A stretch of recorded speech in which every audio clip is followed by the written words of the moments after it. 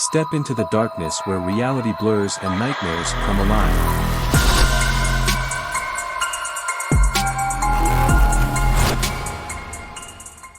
My name is Emily, and I've always been a skeptic when it comes to the supernatural.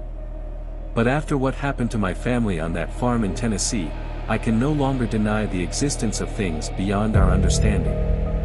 It all began when we moved to the countryside, seeking solace from the noise and chaos of the city. The farm seemed like the perfect place to start afresh, with its rolling fields and quaint farmhouse. But from the moment we arrived, I sensed something unsettling lingering in the air. My parents brushed off my concerns, attributing my unease to the stress of the move. But as the days passed, strange things began to happen.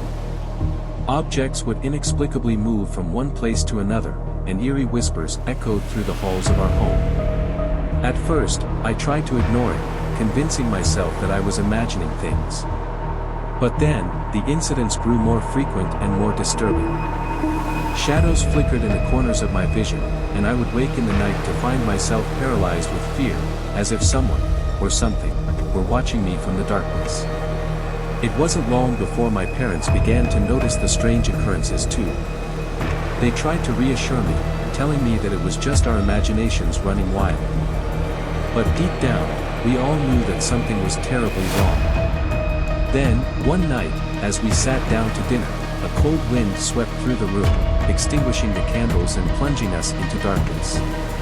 And that's when we heard it, the sound of a woman's laughter, echoing through the empty house. My parents exchanged nervous glances, their faces pale with fear. They tried to dismiss it as the wind playing tricks on us, but I could see the doubt in their eyes. We were not alone in that house, and whatever, or whoever, was with us meant us harm. As the days turned into weeks, the situation only grew worse. The laughter turned to screams, and we would wake to find scratches on the walls and furniture overturned. It was as if the very house itself were alive with a malevolent energy, feeding off our fear and despair. Desperate for answers, my parents turned to the locals for help. That's when we first heard the name, the Bell Witch, a malevolent spirit said to haunt the land, tormenting anyone who dared to cross its path.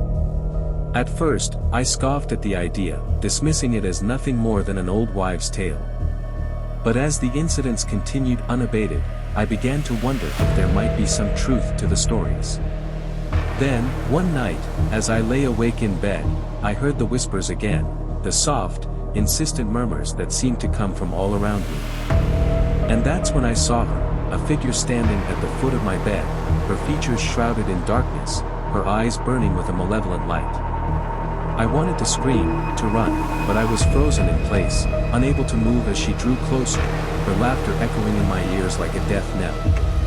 And then, just as suddenly as she had appeared, she was gone, leaving me alone in the darkness, trembling with fear.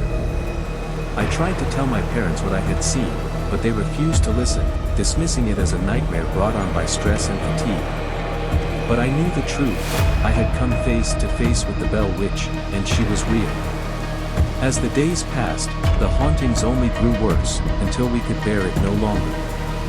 With no other options left, we abandoned the farm, fleeing into the night in search of safety. But even now, I can still hear her whispers, taunting me from the shadows, reminding that some horrors cannot be escaped. So, if you ever find yourself in the countryside of Tennessee, beware the whispers in the night, for they may be the harbinger of something far more sinister, the Bell Witch, waiting to claim her next victim.